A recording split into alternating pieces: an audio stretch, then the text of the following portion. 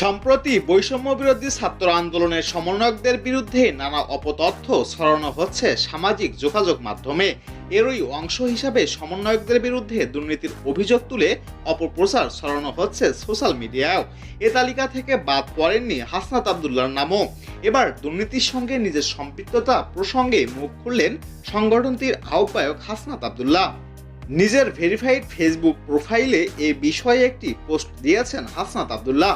আরাফাত রহমান নামক এক ব্যক্তির পোস্ট শেয়ার করে হাসনাত লেখেন, কোথাও দুর্নীতি করলে সেটার নিশ্চয়ই নথি, ভিডিও, অডিও কিংবা কোনো ব্যক্তি নিজের সাক্ষ্য দেবেন। আমার অনুরোধে থাকবে, যারা দুর্নীতির অভিযোগ আনছেন আপনারা অভিযোগের সঙ্গে সঙ্গে প্রমাণ উপস্থাপন করেন এবং আমি কিংবা আমার পরিবার আত্মীয় স্বজনের বিরুদ্ধে তদবির, চাঁদাবাজি, টেন্ডারবাজি বা যে কোনো দুর্নীতি যদি প্রমাণসহ থাকে তাহলে সেটি সামাজিক যোগাযোগ মাধ্যমে প্রচার করুন, প্রয়োজনে মামলা করুন। অভিযোগ প্রমাণিত হলে সেটা যদি 1 টাকার দুর্নীতিও হয় আমি সর্বোচ্চ দায় স্বীকার করতে প্রস্তুত আছি।